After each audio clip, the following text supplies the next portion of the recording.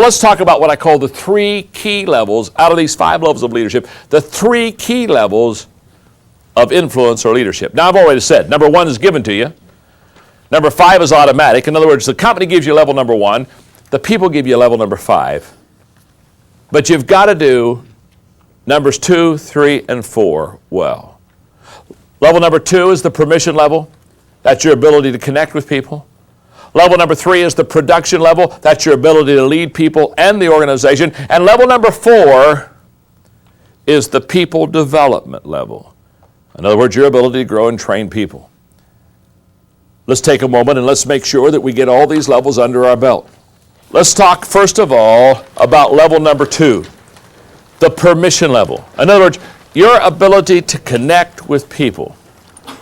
Fred Smith said it well. He said, leadership is getting people to work for you when they're not obligated. I was doing a President's Day for Johnson Controls a few years ago. They basically brought in companies that they work with, and they take and give a day to the presidents of all these companies, a leadership day. And so they asked me to come in. In fact, they asked me to come in and teach the 21 irrefutable laws of leadership to about 150 CEOs and presidents. And I'll never forget this, because we were in a question and answer period, and one of the presidents of the company raised his hand and said, John, I got a question to ask you. He said, I have about 5 or 6 really good leaders. And he said, I'm trying to get ready to bring one of them up to a whole new position. And he said, I don't know which one is the best leader. He said, do you have any suggestions of how I can know who my best of the 6 leaders would be? I said, yes, I do. I said, what would happen if you took those 6 leaders and went into your community and put each one of them in charge of a volunteer community project? In other words, said, I want you for the next 6 months to lead this community project. I want you to lead this one. And they had to be volunteers. People weren't paid. It had to be leading volunteers. I said, here's what I want you to know. The best leader of the 6 will be the one who can most successfully lead volunteers. Let me put it this way. You never know what kind of a leader you are until you lead people who don't have to follow. Oh, so many times we use the paycheck and we use the leverage, and people say, well, okay, I'll do what you want me to do. And basically, you're not leading them, you're controlling them. But see, when you lead volunteers, when you lead people that don't have to follow you, and you can lead them successfully, you become absolutely huge as far as your ability to produce as a leader. Well, level number 2, the permission level, is exactly what I'm talking about. I remember last year I had the privilege of the King family asked me to speak for Martin Luther King's birthday and honoring him on his national holiday. And I remember as I was able to do that, what an honor it was for me to do that. And I explained to not only the audience, but the TV audience all across America, I said, what made him such a great leader is he created a movement out of people that didn't have position. They didn't have titles. They were just people that were hurting, and people, obviously, that had been taken advantage of. And I said, he became a great leader because he led by permission. He felt their needs, he saw their hurts, and he related, and he connected with them, and he took it from the bottom clear up to the top. That's what good leaders can do. Let me give you 2 connecting thoughts on level number 2, permission level. First connecting thought is this. Connecting with people begins with caring for people. If you want to connect with people, you got to care for people. Let me put it this way. You can love people without leading them, but you cannot lead people without loving them. What I have found is that many organizations fail to understand this principle of connecting, and they have leaders who have not connected relationally with people. Look in your notes at the difference between high achievers and low achievers. I think this is awesome. This was a survey in the Wall Street Journal of 16,000 executives. They studied 16,000 executives, and this is what they came up with. High achievers cared about people as well as profits, where low achievers were preoccupied with their own security. In other words, boy, I just got to keep my job. High achievers viewed subordinates optimistically, where low achievers showed a basic distrust for subordinates. Are you seeing the difference? High achievers sought advice. They were listeners.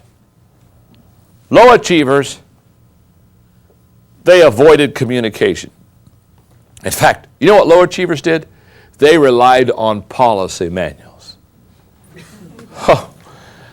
Whenever you have a leader in an organization who basically is saying, we've got to rely on the policy manual, you do not have a leader. Notice the difference between high achievers and low achievers. Let me give you a second connecting thought that fits in with level number 2, the permission level. The second connecting thought is this one. Connecting with people continues by communicating with people. In other words, you keep connecting when you keep communicating. And I have found a very simple little method that I've used for years that helps me to keep connected and keep communicating with people. It's what I call the help method. All great communicators do the following 4 things to keep connected with their people. The letter H stands for hope. Very simply stated, they offer hope to their people. The letter E stands for encouragement. They come around and encourage them with their words and with their actions. The letter L stands for love. People really know that they care about them. And the letter P stands for personal value. Great leaders really increase the personal value of the people that were with them. The permission level is a huge level. It's one of people skills, it's one of relationships, it's one of connecting and getting along with people. Perhaps as we're talking about these levels of influence, this is your weak area. Then I would encourage you, spend some time with people that are relationally strong. Begin to develop a plan, a process for you to become better in this area, because here's what I know. Until people like you, they won't follow you. So you've got to connect with them relationally. Level number 2, the permission level, talks all about that. Let's talk about level number 3. The third level is the production level. And the production level talks about your ability to lead people and the organization. Now we're talking about results. And let me explain this when I start talking to you about results. Henry Ford was exactly right when he said, you can't build a reputation on what you're going to do. I know all kind of people that come around and say, well, I'm going to do this, I'm going to do this, and I'm going to do that. Now, I want to tell you something. You can't build your reputation on what you're going to do. You build your reputation on what you're doing. Peter Drucker one time said there are 2 types of people. There are some people that are into results, and there are some people that are into reasons why they haven't produced results. I've always said the number 1 characteristic of a potential leader is the ability to make things happen. In fact, I always tell people if you're looking for a potential leader, the first thing you do is you go find somebody that can make something happen. And let me explain to you why. If you can't make something happen for yourself, you'll never be able to make something happen for someone else. You see, level 3 is the make something happen level. Level number 3 is basically you produce, you accomplish something, you bring home the bacon, you have results. In your notes, I have a statement that I want you to see. The statement says, your accomplishments are much more vital to your success than your seniority. When a recent survey asked executives and personnel directors what would be the most influential factor in evaluating an employee for promotion, 96% said specific accomplishments.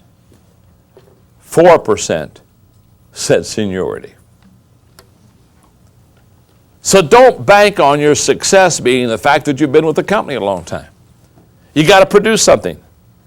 You've got to be able to accomplish something. You've got to be able to bring results to your organization. I love the cartoon I have in your notes. It says, we run our business like a game show. Produce and you come back, don't produce, and we have some lovely parting gifts for you. One of my favorite things I've ever had in the area of leadership and production is the article in your workbook called Sell, Not Spell. Hang with me. Are you ready? A newly hired traveling salesman wrote his first sales report to the home office. It so stunned the brass in the sales department because it was obvious that the new salesman was ignorant. Here's what he wrote. I seen this outfit, which they ain't never bought a dime's worth of nothing from us. and I sold them some goods, and I'm now going to Chicago. Before the man could be given the heave-ho by the sales manager, along came this letter from Chicago. I come here and sold them $500,000. Fearful if he did, and afraid if he didn't fire the ignorant salesman, the sales manager dumped the problem in the lap of the president. And the following morning, the ivory-towered sales department members were amazed to see posted on the bulletin board above the two letters written by the ignorant salesman, this memo from the president. We've been spending too much time trying to spell instead of trying to sell. Let's watch those sales. I want everybody should read these letters from Gooch, who is on the road doing a great job for us, and you should go out and do like he done. Says it all, doesn't it, huh? Walt Whitman said it best. He said, there's a man in the world who never gets turned down. Whenever he chances to stray, he gets the glad hand in the populous town, or out where the farmers make hay. He is greeted with pleasure on deserts of sand and deep in the aisles of the woods. Wherever he goes, there is a welcoming hand. He's the man who delivers the goods. Level number 3 is the production level, the ability to produce. Now, you can relate well to people on level 2. You can produce on level 3. The third important key level of these middle 5 levels is level number 4. That's the people development level. Your ability to grow and train people.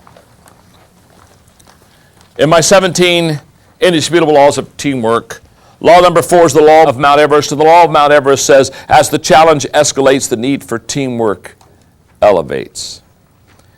I think there are 3 Mount Everest questions you need to ask yourself. 3 that I need to ask myself. If I'm going to climb Mount Everest, well, here are the 3 questions I've got to ask. Question number 1, what's my dream? Because it's possible that you don't have a Mount Everest dream. You know, in Atlanta, there's a little hill. It's called Stone Mountain. We call it a mountain. It's not really a mountain. It's a kind of just a bald-headed hill is what it really is. It's a naked hill. That's what it is. Bald-headed. It's not a big hill. Now, you see, if I want to climb Stone Mountain, I don't need to develop a team. I just basically get my shorts and sneakers on, and I go over there in about an hour and a half, I get to the top of Stone Mountain. It's not really a big deal. It's just a hike. Now, if I'm going to climb Mount Everest, that's a whole different issue. You see, I've got to ask myself those 3 Mount Everest questions. Question number 1 is, what is my dream? And question number 2 is, who is on my team? And the reason I need to ask the question, who's on my team, is because my team is going to determine my dream. Let me give you an example of a dream that will never be fulfilled. An example of a dream that will never be fulfilled is when you have like a 9 dream and a 2 team. Now the 2 team can look at the mountain, they can talk about the mountain. They can even put the mountain on their refrigerator. But they'll never get there. A 2 team doesn't climb a 9 dream. In fact, here's the way it should work. Your team has to be equal with the level of your dream. If you've got a 7 dream, you've got to have a 7 team. If you've got a 9 dream, you've got to have a 9 team. Your team has to be as good as your dream, or your dream will never be accomplished. So, I've got to ask myself the question, what's my dream? And I've got to ask myself the question, who's on my team? And most of the time, not all the time, but most of the time, you know what you're going to find? You're going to find your dream is bigger than your team. That's just the way it works. Because in the beginning you develop a dream and you're working on that dream, and then all of a sudden you realize that you got to put a team together, and the team you put together isn't nearly going to be the size of your dream, so you got to develop. And that's why you have to develop people. You've got to raise your people up to the level of your dream. But here's what I have found. Usually the dream is bigger than the team. Almost always. Which brings me to question number 3. What should my dream team look like? Get a picture of not only your dream, get a picture of your dream team. In fact, I would say if you're only going to have one picture, have a picture of your dream team. Because your dream team is what's going to deliver the goods for you. And it's at level number 4 that you begin to develop people. You see, again, if I were taking notes and I was looking at the 5 levels of leadership and I was understanding that level number 4 was people development, I began asking myself the question, what am I doing to develop people? What am I doing to build my team? How am I selecting them? How am I recruiting them? What am I pouring into them? How much time, how much money, how much energy am I investing into my dream team? Another one of the laws of the 17 indisputable laws of teamwork is law number 11. It's called the law of the bench. And the law of the bench says great teams have great depth. And you see, the future of a team can be predicted by 3 things. And I have found all you need to do is see 3 things to predict the future of any team. Number 1 is recruitment. Simply stated, who's joining the team. Number 2 is training. The question needs to be asked, are the team members being developed? And the third issue is losses. Who's leaving the team? You know, I got to ask myself who's coming in, who's going out. And what I found about all organizations is this. All organizations is like sitting in the lobby of a busy hotel with a revolving door. People are coming in and people are going out. People are coming in and people are going out. In any company, any organization, that's exactly what happens. People are being hired and people are being let go. People are leaving, people are coming. It's just an in and out. The question is not are people coming in or people going out. I run people all the time and say, well, we're losing people. Well, sure, you're losing people, you're gaining people. That's the way it is. Here's the question. The question is not, are you losing people, are you gaining people? That's not the question. The question is, who are you gaining? And who are you losing? Let's look at our people that we're recruiting and look at the people that we're losing. For example, let me tell you a company that's in trouble. A company is in trouble when 3s and 4s are coming in and 8s and 9s are going out.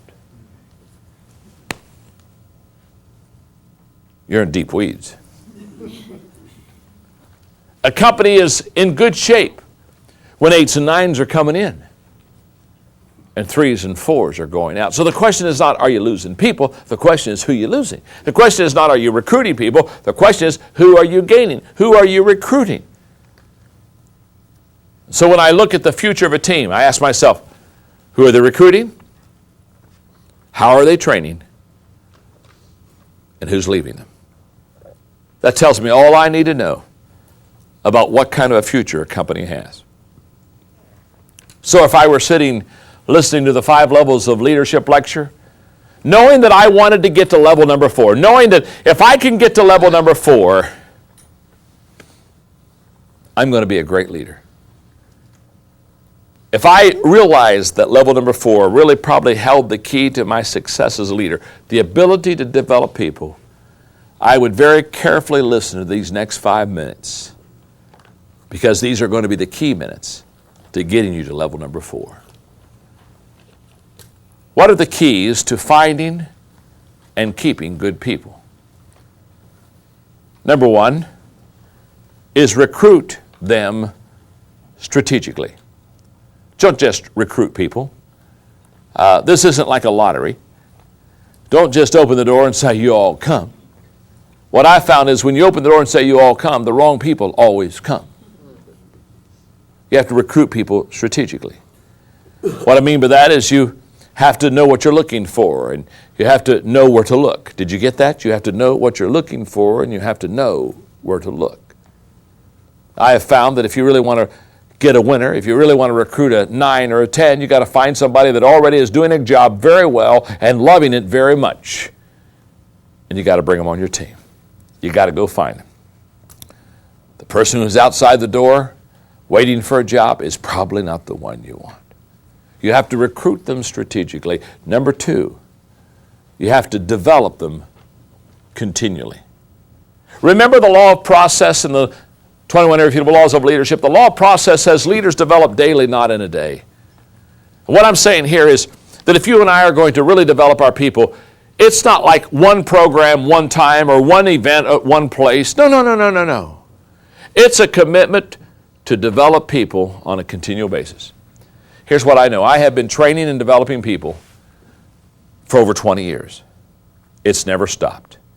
And in my organizations where I've literally developed and trained hundreds of leaders, many times I've been asked, have you trained all your people? Have you developed all your people? Can I say, you never train all your people. You never develop. It never is over because you're recruiting new people. And if you're recruiting new people, you got to train them. I've never had somebody come in and say, already trained, thank you very much. Already developed, thank you very much. Got this one down. You don't have to work hard for me. No, not in my lifetime. Not in my lifetime. So you have to recruit people strategically. You have to, secondly, develop them continually. Thirdly, you have to place them correctly. You've got to place them correctly. You've got to understand that the key to getting people to be successful is to put them where their strengths are. A lot of people are not successful not because they couldn't be successful. A lot of people are not successful because they've never had a leader know what their strengths are and strategically place them where they can maximize their abilities, gifts, talents, and opportunities. That's very key.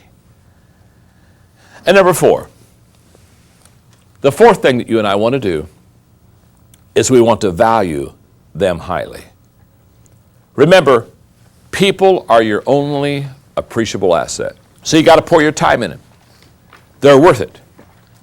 They have the ability to make you bigger and have the ability to make you better.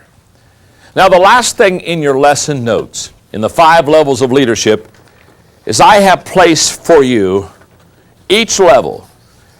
And I've done my best to tell you what to do on that level to be successful so you can go to the next level. How do you eat an elephant? 1 bite at a time. How do you grow in influence? 1 level at a time. So I want you to look at this on your own and know that at level number 1, there are a half a dozen things that you can do to be successful. And if you do that well, then you can go to level number 2 and you, again, follow through with your game plan there. And if you do that well, you can go to level number 3. And I have, again, successful characteristics at every level. I'm just trying to help you to know what you've got to put under your belt, what you have to do well, to not only exceed, but how you can go to the next level. It's a very practical, step-by-step process that I want you to work out. And on step number 4, the same. And then we finally have step number 5. All these levels are key. But if you would allow me on level number 4, because my passion is get you to the people development level, at level number 4,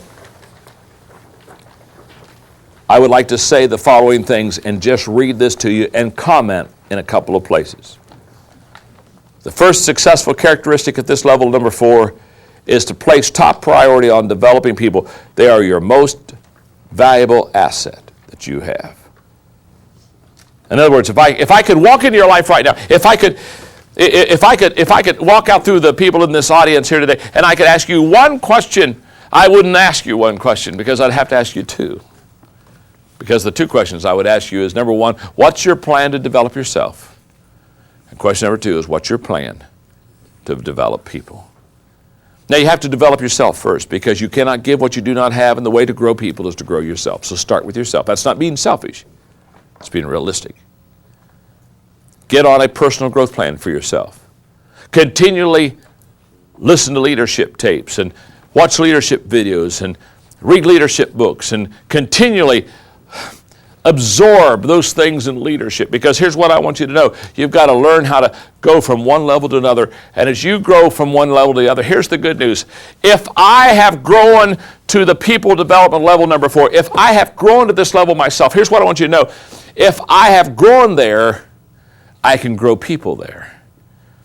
If I am there, I can take you with me. I cannot take you where I've never been. So if I don't know how to develop people, let's say I'm just good at relationships, I never produce, I never develop people, I'm just good at love. Can I tell you something? My people can go no higher than I can go. They can go no higher. If I'm on level number 2, people will only go to level number 2 under my leadership. So, very simple. Your growth determines the growth of your people. So the first question I'd ask you is, what's your plan for developing yourself? And the second question I would ask you is, what's your plan for developing your people? And at level number 4, place top priority on developing people. The second thing that will help you to be successful at this level is to be a model that others can follow. Be an example. Number 3, pour your leadership efforts into the top 20% because they're going to give you 80% of the return. Number 4, expose your leaders to growth opportunities. Training seminars such as this where you can help them to learn more about leadership. Number 4, equip leaders to equip others. And here's why I wanted to go to level number 4. Because before I close this teaching on the 5 levels of leadership, I want to make sure that you have down what I call the 5-step equipping process. How do you equip people? And how do you know that you've equipped someone successfully? Step 1, I do it. Step 2, I do it. You're with me. In other words, you're observing, you're watching me. It's show and tell time. I'm showing you how to do this. Step 3, you do it, and I'm with you. Now the baton has switched hands. In step number 2, I'm doing it, and you're watching me, taking notes, asking questions. In step number 3, you're doing it, and I'm watching you. I'm asking you questions, making sure you understand all the things that you're doing and performing. Step number 4, you do it. Too many times at step number 4, we think we've equipped somebody. We say, oh, good, now they're doing it on their own. No. You're still incomplete of equipping a person until you get to step number 5. For step number 5 is you do it and someone is with you. You have never truly equipped somebody until the person you have equipped has equipped somebody. You are training people to train people. You are developing people to develop people. You are leading people to lead people. It always goes at least 2 generations. The 5 levels of leadership. What level are you on? What level do you want to be on? How many people are on the highest level that you're on with you right now? Who do you need to take up to those levels? Study this video. Spend time in the 5 levels of influence. Ask yourself these kind of questions. Put names on every level that you're on so that you know who's on level 3 with you and who's on level 2 with you and who's on level 1 with you. And remember, you don't lead them the same. You lead them according to the level that you're on with them. And enjoy the trip. Because your goal and your aim is not to get to level number 5 by yourself. Your goal and aim is to take someone with you. Nothing's more fun than to get to the top with somebody else and enjoy the view together. Thank you very much.